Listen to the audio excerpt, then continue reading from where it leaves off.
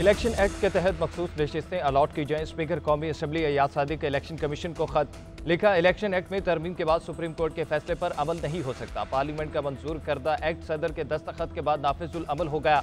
Act के तहत कि जिस रुकन ने कागजात नामजदगी के साथ पार्टी सर्टिफिकेट नहीं दिया वो आज़ाद तस्वुर होगा।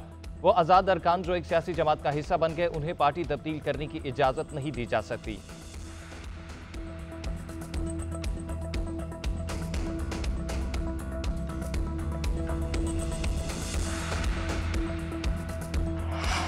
बिलावल भुट्टो जरदारी ने आईनी अदालत के क़याम की हिमायत कर दी। कहते हैं अदालती निज़ाम दुरुस्त करने के लिए आईनी अदालत ज़रूरी है। आईनी अदालत मिसाक जमहूरियत के तहत कायम की जानी चाहिए। पार्लियामेंट ने फैसला किया है कि अवाम के फैसले से जज लगाएंगे। जज का काम डैम बनाना या टमाटर पकौड़े की कीमत तय करना नहीं बल्कि आईनी जिम्मेदारियां पूरी करना है। हमें अदालती तकरीरों का अमल दुरुस्त करना है। वफाक के साथ साथ सूबों में भी आईनी अदालतें होनी चाहिए।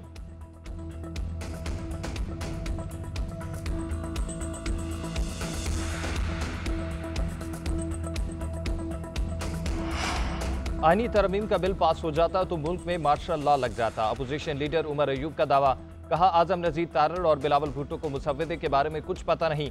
ये तमाम लोग कठपुतलियों का किरदार अदा कर रहे हैं। मौलाना फजलुर रहमान ने वाज़ेह कहा है कि हम ये मुसव्वदा नाकाबिल कबूल है। किसी भी किस्म की सुपर अदालत नाकाबिल कबूल है। अगर हुकूमत के पास भी ड्राफ्ट नहीं तो उन्हें डूब मर जाना चाहिए था।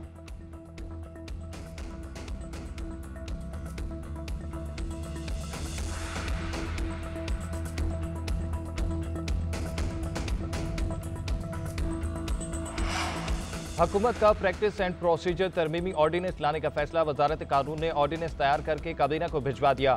चीफ जस्टिस के मुकदमात को मुकर्रर करने का इख्तियार बढ़ाने का फैसला। किसी कमेटी रुकन की अदम दस्तियाबी पर चीफ जस्टिस किसी जज को कमेटी का रुकन नामजद कर सकेंगे। ज़राए का कहना है तरमीमी ऑर्डिनेंस लाने का मकसद अदालती अमल में मजीद शफाफियत लाना है।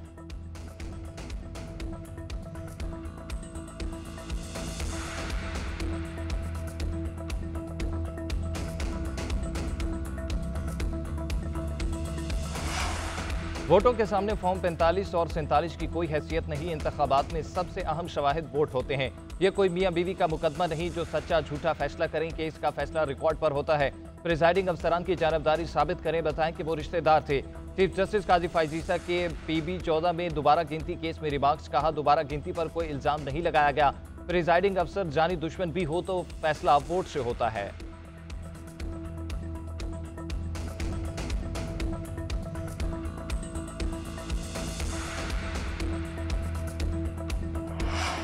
इलेक्शन कमीशन का 10 जून का इलेक्शन ट्रिब्यूनल तब्दीली का फैसला कलअदम करार। PTI रहनुमाओं की दरख्वास्त मंजूर। Chief justice Islamabad high court ने तफसीली फैसला जारी कर दिया। फैसले के मुताबिक इलेक्शन कमीशन ने ट्रिब्यूनल तब्दीली की दरख्वास्त पर जल्दबाजी में कार्रवाई की। मुनासिब होगा इलेक्शन कमीशन ट्रांसफर के फैसले को दोबारा देखे और फैसला करे। तीनों MNAs अंजुम अकील खान, डॉक्टर तारिक फजल चौधरी और राजा खुर्रम नवाज की दरख्वास्तें ज़ेर इल्तवा तसव्वुर होंगी।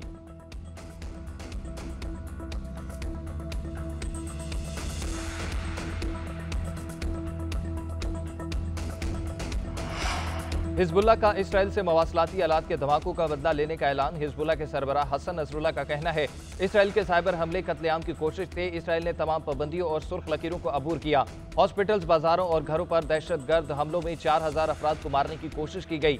इसराइल का सफाक इकदाम ऐलान जंग है। इसराइल दहशतगर्दी को अमरीका की मुकम्मल हिमायत हासिल है। दहशतगर्दाना हमलों से हिजबुल्लाह को धचका लगा लेकिन हमारी हिम्मत कम नहीं हुई।